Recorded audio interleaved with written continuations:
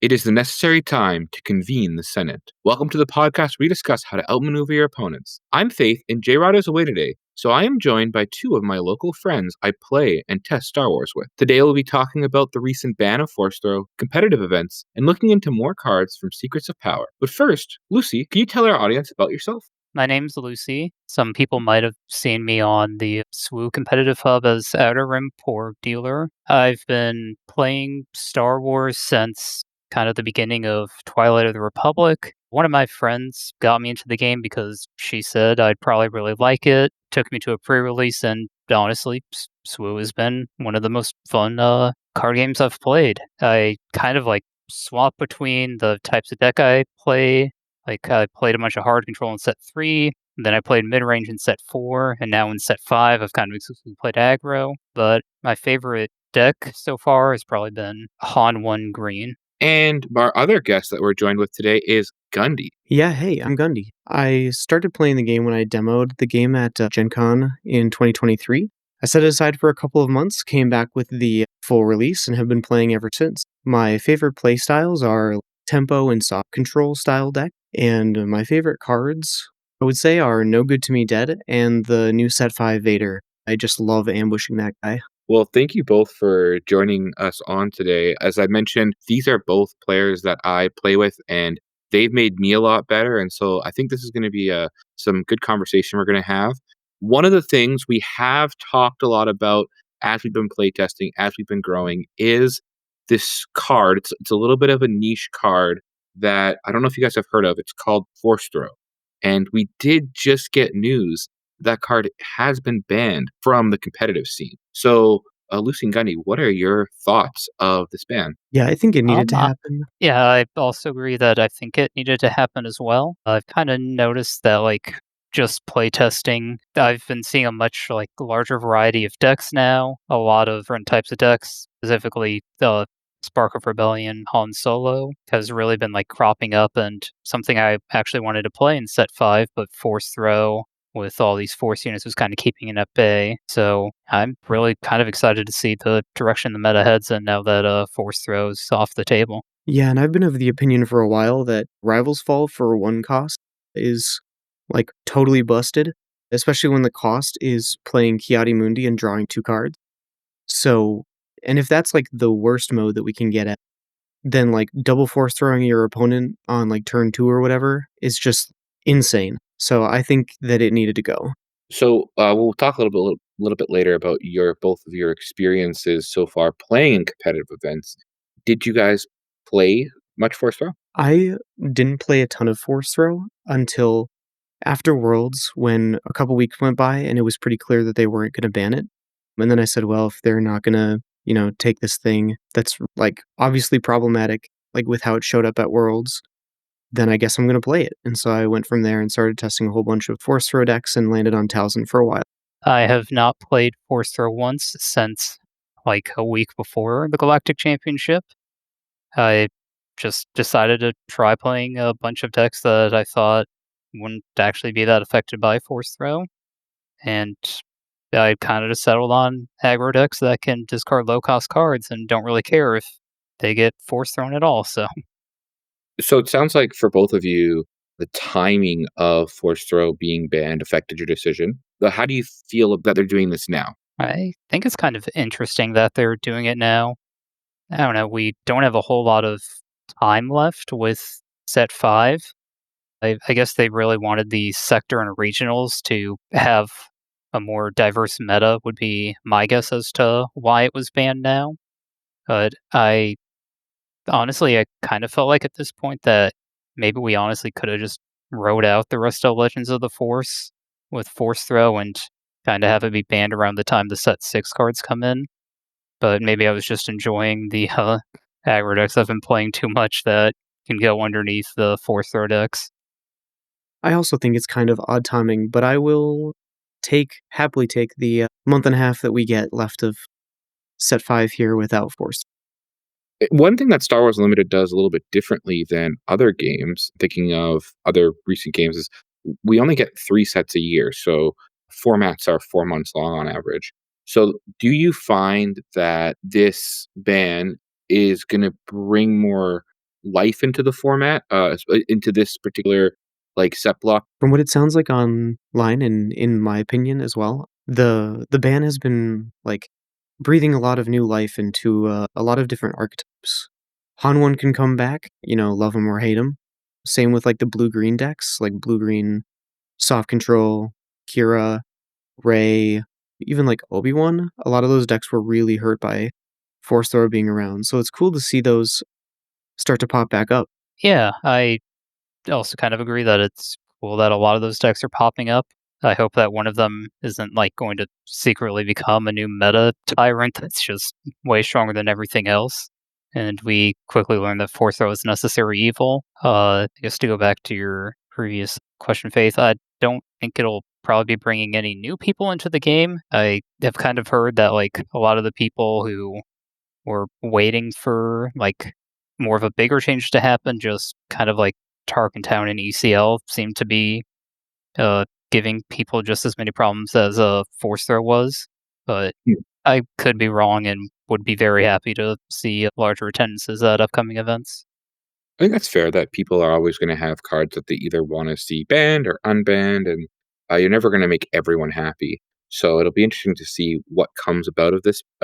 If this is enough, I think yeah, that's a good point to bring up, Lucy. That people did want some to go farther. So we'll have to see what that does to that overall impact on attendance. What do you both think will be the biggest? Who will be the biggest winner, or what will be the biggest winner of this ban? I think it's most likely going to be Spark of Rebellion, Han Solo. I think we've all kind of mentioned at this point that that leader does extremely unfair things. He can, just play like two resources ahead of curve on turn 4 without any ramp, and if he does ramp, it's I believe it's possible to get home 1 out on turn 3. So I think he's really going to be eating well now that Forster is gone. Yeah, I agree about Han 1. I think Han 2, like, green is probably in a pretty good spot now. He can still do some pretty busted stuff, like slamming down, like, Yodas and crates ahead of curve. I also think, like, the OB set 5 OB stuff is gonna be in a good spot here where they can, like, sneak attack some Leias and play some Vernestros and not have to worry so much about everything dying to force throw.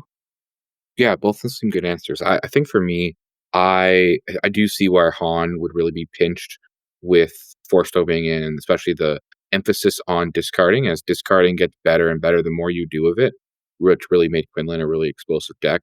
I do, as a blue green villainy player, I will say I didn't like having diverse against the force throw because often I'm trying the way I built my deck, I'm trying to maximize all of my resource that is my hand and often be left with only one or two cards. That's a really good card to kind of close out, seal a game. And when it gets forced out, often it does cost a lot. So it is getting rid of the card in my hand and getting rid of my unit as well, which always was never a fun thing. So I am excited for that. But I do probably think Han might be the answer to the question. I think overall I'm happy with the ban because I felt like it did like we saw and they talked about on the stream that a lot of decks, different leaders were winning. But as some other content creators had mentioned, is that yes, diversity of leaders is a nice thing to see. However, the leader is a different face, but the deck itself is all doing a similar thing. Is there actually diversity? And so I thought the question to answer was no, because just because it's different leader but the same style. So you're running to the same sequencing often against these different decks. Yeah, and I think we can see that a little bit with how much, like, Quinlan and Han 4 Tarkentown and Kaz Red, at least in our local meta, has really showed up really strong. And that's all just red yellow hero decks with a different face. Yeah, that's a good point. So why don't we transition from talking about what did happen and let's kind of learn a little bit about both of your experiences so far playing, especially this season in competitive events. I was lucky enough to go with both of you to the Galactic Championship. So, how was your experience, Lucy? Starting with you. I honestly had a pretty good time at Galactic Championship. I was extremely lucky to make day 2 of Galactics by just going 6-2 on day 1. Yeah, I brought, Poe Dameron, ECL, kind of basically like what Sabine ECL does, but with much more of a space focus. I played against a lot of, Han 2 Blue, kind of as everyone expected, at least during day 1, but day 2, I don't think I had a single, repeat leader. It's very interesting to see such, like, a wide variety. I think I played against 3 hard control decks, then, like, 3 mid-range decks, and 2 other aggro decks. So, I was pleasantly surprised by the overall meta of Day 2 of Galactics. I'll be honest for all the audience, I was a little bit jealous of Lucy because, as I mentioned, I did not go 6-2. I lost my last round. I lost my last match in round 8 that I did not qualify. I was definitely excited for you, Lucy, though. So congratulations on making day 2, battling through. I know you did a lot of testing, and so I was really, really excited to see you get there. And it seemed like in day 2, you kind of had a little bit of a rougher start, but then ended up picking it up near the end. Yeah, well, thanks for being excited for me. I'm sure you'll get Day 2 this season. Yeah, day 2, I won my first match and then proceeded to, lose the next 3 in a row. I was just mainly happy to have made day 2 at that point, but it was kind of nice to be able to switch to the mindset of, well, it's impossible to make day 3, so you're just playing for fun, and I think from there, I just ended up enjoying my time a lot. Gundy, I know you had a little bit different experience in Galactic. Would you mind sharing that? Yeah, for sure. So I managed to pick up a day 1 buy at a local PQ with Vader Yellow in 4, and then so I got to skip day 1, and I spent I think all of that day just doing Super Sealed. It was a blast. I'm a huge limited fan, so getting to, play Sealed and, or rip a bunch of packs was pretty awesome. And then on day 2, I went 5 and 3. I lost in the 8th round to a friend of ours, so I was happy to see him move on. Yeah, that right on the cusp there of getting on to the next day, to day 3. And did you find a similar experience with Lucy having playing different leaders, or did you find you played mostly the same leaders? I'd have to go check and remember. I know I played 50% Red Blue Hero. It was 3 Han Blue Force and then 1 Annie Blue Force. I ended up bringing Kylo, the set 5 Kylo ECL, and I really liked it going into Galactics. And then shortly before Galactics, a lot of people ended up bringing Rivals Fall into the main and the sideboard, and that made that matchup a lot harder. So I went 50-50 against those Red Blue Hero decks, which is not what I had hoped for, but Rivals Fall makes that match pretty tough. So, you guys both had this experience of being at Galactic, of doing really well, and both making day 2, both having multiple wins on day 2 against the best players in the world, and then you started off season 1 of Star Wars Unlimited. Have you been able to play more competitive events like planetary qualifiers? Yeah, I've been to 2 planetary qualifiers. I went to one here locally and then one down in Iowa. The one here, I played Boba Yellow and went 2-2, and then the one in Iowa, I brought Towson Red and went 4 and 3. Alright, and how did you feel about, both those events? I thought they were good. Towson, I really like the playstyle of Towson. It meshes well with the things that I like doing in the game. I think unfortunately it has a lot of not awesome matchups. It's a tough matchup into like Quinlan because you can just deploy and they have a ton of ways of just taking out Towson, Force Throw, Plo Koon, whatever other thing. But I enjoyed the deck overall. I was able to have a pretty good record against Space Aggro, which is one of the things that I was really worried about going into that event. But Direct Hits and Drain Essence in the sideboard were like both awesome all day. Lucy, how have you found your experience been for PQs? Yeah, my experience at the 3 PQs I've gone to so far this season have all been pretty good. The first PQ I went to was down in Iowa, where I finished 4th place in Swiss with a 4-1-1 record. I then got 4th place overall, losing to the same person I lost to in Swiss, unfortunately, as he finished first. Ended up being a aggro mirror match, and the person who had initiative won all 3 games. Not to say anything, or not to throw any shade at my opponent, he played the match very well. Just kind of an unfortunate aspect of the game at high level. Then at the PQ here in the Twin Cities, I finished Swiss first place, going undefeated, and I got second place overall. My I losing to Quinlan Tarkentown in the finals. My opponent knew the matchup much better than I did, and very much outplayed me first game, and the second game, despite me battling back a bit better, he was able to just close it out and get the win. I was on Poe ECL at both of those, very similar to the Galactic, or the list I brought to the Galactic Championship. I then went to a third PQ back down in Iowa. Unfortunately, round one of that tournament, I had to play the guy who won the last PQ in Iowa. And after losing round one, I just kind of had a pretty bad strength of schedule all day, and also wasn't playing the best. So I think I finished 4-3 as well, but with a much worse strength of schedule than Gundy. His 4-3 was a lot more impressive than mine. Well, congratulations on your pretty impressive finishes so far, and you're working your way up to 100 points in order to qualify for the Galactic Championship invite there. So, best of luck with that and the rest of your experience. Unfortunately, I haven't had a chance yet to play in any planetary qualifiers. I did get 15 points from my Galactic Open top 64.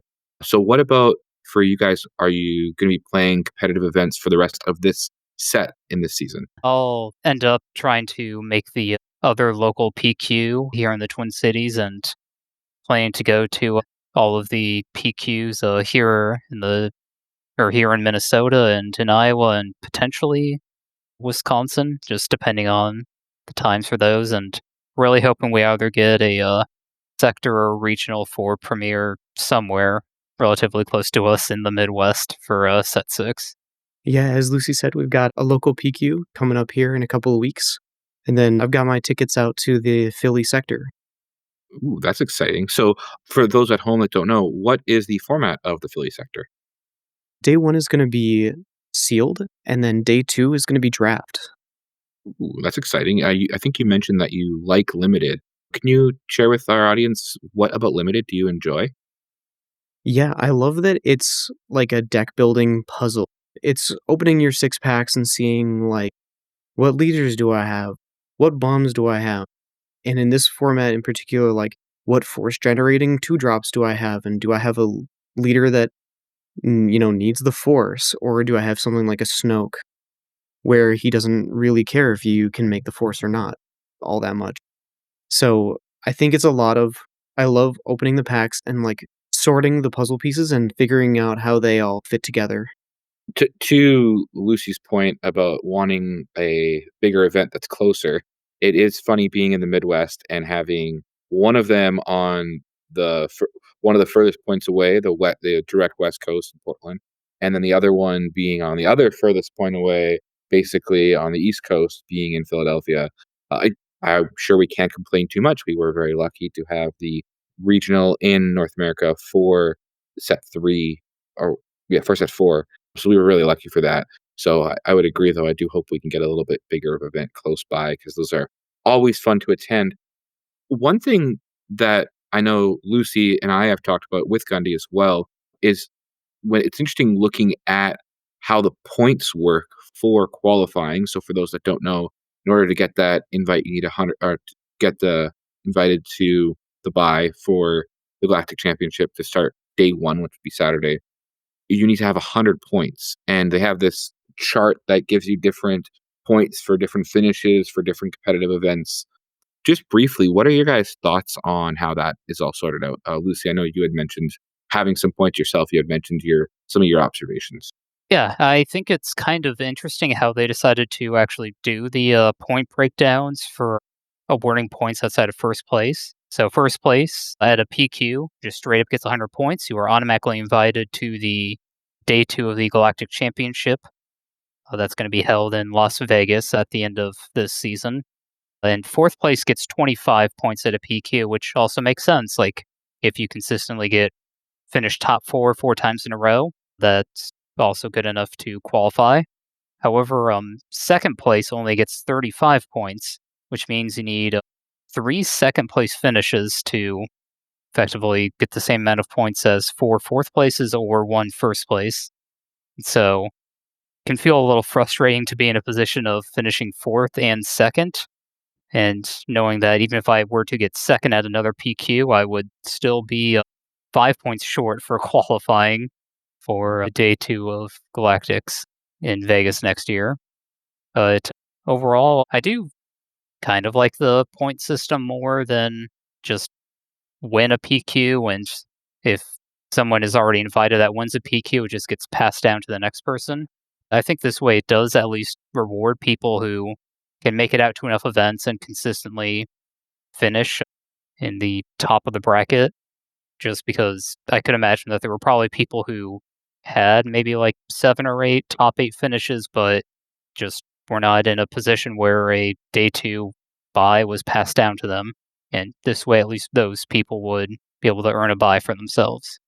Yeah, I just want to quickly mention that of so far, and this we still have a lot of points to earn because we're only in the first set of this season. 109 people have 100 points. So just something that's interesting to know. Again, we still have a lot of regionals and sectors and planetary qualifiers that are going to be coming to earn more points. What about yourself, Gundy? Any thoughts from you on the way the points are distributed or given out? I think I agree with pretty much everything Lucy said there. I wish second was like 50. I think that would make a lot of sense. I would be really interested to hear the math about second was 35. Overall though, I really like the change to the point system. I like that you could you know, take fourth and second at a PQ and then, you know, take I don't remember the exact placement, but top like 64 or 32 or whatever a sector and get the remaining points that you need to get your Galactics Day 1, qualification. So I like that you can kind of mix and match the different types of events and get rewarded for consistent placement rather than just can you spike an event. I do find it interesting that the 64th, top 64, like in the planetary qualifier, they only give the top 8. But then in the next level, sector qualifier, they give the top 64. There's no like, and then also for the regional championship, it's also 25, top 64 as well. So there's not like it doesn't like gradually get bigger in the number of people that get it. Obviously, the points do get higher, except for that first cut. And in particular, why I think I mentioned that is it seems like those sector qualifiers are one of the best spots to just like mathematically the most number of people that will attend it will get points. At least if you look at the maximum number of people there, you have to finish within the top, I think, like 15% of a sector qualifier because like the maximum number of people that can attend is 512. But if they're giving out top 64, it's greater than 10%. It's just a quick way of looking at it.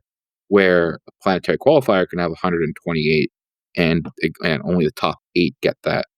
And for even bigger for the regional championship, they can hold 1,000 people, but still only that top 64. Not that all events are going to hit their maximum capacity, but that's just where I thought it was kind of interesting how they awarded these points. When we're looking at competitive events, we do have a little bit longer of this set 5 meta. We are all attending the Minneapolis Planetary Qualifier on October 4th. And one day before that event happens, the Battle for Hoth intro pack will be released. And those cards they announced will not be legal for events within set 5. So in set 6, those cards will be legal for competitive events. Any thoughts? Do you guys have any idea of any of those cards might be relevant come set 6 meta?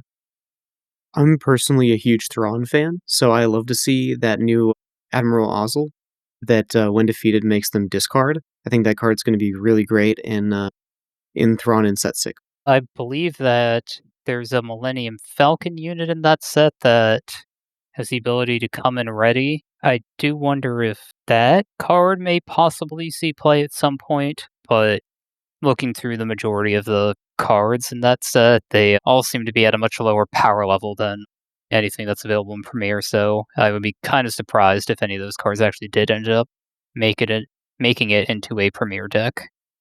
Yeah. Well, we'll have to wait and see. But thanks for your thoughts on those. And as we look towards the set six meta, we do need our set six cards for Secrets of Power, and we got a new batch of them. And so, in set six so far, Gundy, what's been your favorite card that they have spoiled? I was really excited to see the C3PO, the new leader. I think he'll have some really cool ways to play as a like anti-aggro early deploy leader. I think it's Any particularly interesting that you could like play a resupply on turn 2 and then flip and deploy your leader and then use the Babu Frick that you played on turn 1 to make him swing to base for 6 and then tap one of their guys. Or I have a local friend who's a big fan of Dogfight. I think Dogfight could be pretty interesting with C3PO where you can tap a couple guys on turn. What about yourself, Lucy? Any cards from Secret of Power that stand out to you so far? Yeah, the card Emergency Powers that is the most recently revealed card at the time of this recording, and I actually think that's going to be a pretty interesting and versatile card in multiple of the blue villain decks. Let's say one cost vigilance villainy event where you can choose a non-leader unit and pay any number of resources. And for each resource you pay this way, you give an experience token to that unit. I think it can be used for basically giving you the burst damage you need at the end of the game, and something like Mother Talzin. It synergizes pretty well with Gar Saxon, just because you get an extra point of attack if you play it on one of your units, and you also get a double up the experience if you play it on the unit Axe Woes. And I think just overall, you might even play it at some point on like turn 2 or 3 just to give an extra point of experience to a unit to make trading very awkward for your opponent or setting up just a very favorable trade for yourself. Do you think that this card will suffer from removal? Like, if you're going tall on one unit, that you're definitely putting a sign on that unit's back saying "remove me."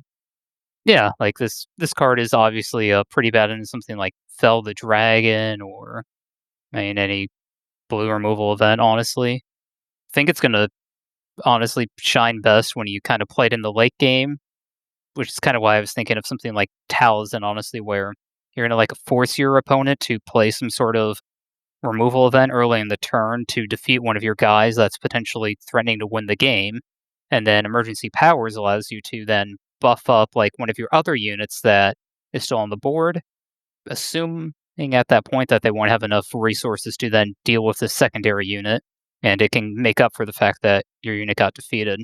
It's also kind of comparable to the Curious Flock from the last set, except for this one kind of comes in ready, but has one less of stats. Hmm, that's an interesting comparison, actually. But yeah, I see what you're saying there. That makes sense. Going back there to C3PO Gundy, do you how do you find cunning heroism is with a 4 resource deploy leader? Do you think that C3PO will fit into the current framework of what cunning hero is trying to do, or do you think it will want to wait until rotation and see what that kind of brings? I think he definitely can fit. Back in set 1, I was a big fan of Yellow Sabine, and so that was like a similar. I mean, she's red, but playing yellow. I think now you would want to do something like deploy him, and maybe you like use resupply to deploy him a little bit early. Babu Frick is kind of an obvious card to play with him that makes him hit really hard. Other things you can do is like give him Qui-Gon's lightsaber or a dark saber or whatever the best stat stick is, and just like go face with a big droid. But I think it's like interesting that he can be an anti-aggro tempo leader, sort of like Cal was supposed to be, except that you get to choose the guy that you tap, which is probably how Cal should have been. That's probably one of the things that really holds Cal back. I know he's got a very small amount of P, but on his leader side, not being able to pick what you're doing, I think is a huge detriment to him being like really playable. So I think the high HP and then being able to choose your exhaust target is a really good combo for the new C3PO. Mhm. Yeah, that it definitely is a lot of health for that unit. Your connection with Bubba Frick, that was really interesting connection of capitalizing on that droid element. Do you think there will ever be a deck which kind of brings us more control like so it's not trying to play right away? Yeah, I mean, you could still play, like, double yellow and play, like, Bodies and the Cunning Aspect card and sort of play, like, a tempo-y version that way. We do have another kind of color swap in currently Lauren, the command villainy leader that was spoiled recently.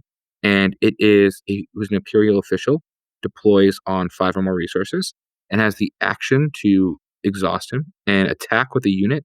Then you may attack with another unit that costs less than it, and a similar effect when he deploys, being a 4/6 Imperial official, that when it completes an attack, you can attack with another unit that costs 4 or less. So in the past, command villainy has been more of this go tall, and now we're seeing a little bit more of an aggro style or an aggro flair to command villainy.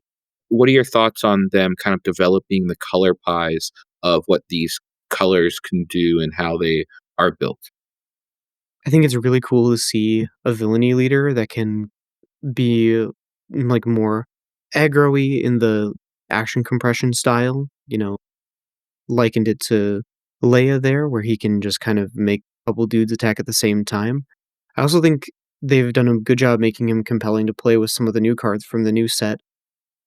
Sorry, I'm forgetting the name, like Rampart that they showed off on stream a couple of weeks ago, where when you attack with the unit, you can disclose green villainy and give an experience token to up to each of 2 other units. I think it plays really well with some of the new stuff like that. That'll be pretty cool to see go together. Lauren is probably going to be a leader that sees a relatively small meta share, but the people who just kind of put the time into really refining a deck will probably see a decent amount of success. Very similar to Leia. Like, I've probably played against 2 or 3 Leia decks, but every time I queue into one at a competitive level event, I feel like I'm fighting for my life. But I am very interested to see how it goes for Villainy. I did actually try to make a Phasma deck work at the start of set 4, and while Phasma herself is a Villainy aggression leader, I was playing her with ECL, just kind of keeping into similar colors to what I imagine Yularn's going to do, and that deck didn't feel great. So I'm hoping that there's more support this and that Yularn does end up seeing at least some fringe play. We're about 25 cards away from being halfway revealed this set already, which is crazy to think. Really, if you take out the bases, we're probably, yeah, we're almost right near that halfway point. Is Just to get us out, is there any decks that with these current cards revealed you think will be in the head of the meta? Yeah, I think that there's probably some Thrawn deck out there really taking advantage of the new price unit.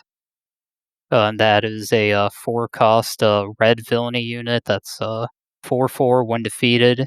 You may defeat another friendly unit. If you do, deal 4 damage to each enemy base. Feel like I constantly hear whispers of potentially some sort of Thrawn deck that just has a bunch of when defeated, deal damage to the enemy base, and that at some point it will eventually just cause like an inevitable clock that control decks won't really have an answer to, and that can maybe keep up with aggro and mid range decks, and we're probably getting close to that tipping point. So I'd be interested in trying out some red Thrawn deck, kind of like using price and whatever that 2 cost droid was. That's OOM officer, I believe. That one's a 2 cost red villainy droid that has when defeated deal 2 damage to the enemy base, and I think that just creates like a really good synergy thing for Thrawn. I agree, I mentioned earlier I'm a big Thrawn fan, so I love to see Thrawn getting some new spice. I'm also excited to see cards like Slimemoor, something, as a soft control player, Slimemoor is a 4 cost 2/6 with when played for this phase, each enemy unit gets -2, -0 while it's attacking a base, and so, I like seeing cards that can, slow down the super aggressive decks for just even a turn and buy a little bit of time there. I want to know if Chopper is going to be able to help aggro out. I know there are decks that ping damage, so with only the 1 life that Chopper has, that can be a problem. But this is our first 2 cost unit that I could think of that has 4 powers. I want to see how that will kind of play out, especially with its ability to make both players discard a card too. So I'm wondering if there's going to be like, especially post rotation, maybe a blue red deck that you have some villainy cards in your hand to discard for Anakin with the attack that you're trying to be pretty aggressive on. Maybe I guess Anakin you have to get 6 resources, so maybe you're a little bit in the mid range, but I'm just interested to see things like that. Yeah, Well, play Chopper and play that 4/1 Furnock from this set and have a bunch of 2-cost 4/1s. sounds pretty good. I want to thank you, Gundy and Lucy, for taking your time and joining on here at Outmaneuver with us. I hope y'all enjoy the rest of the couple weeks we've got here without Force Throw before we see a new meta. We get 2 new metas pretty close together, so that'll be a lot of change and a lot of new deck building and innovation, so should be a fun time. Well, thank you guys for joining us, and we'll see you next time on Outmaneuver.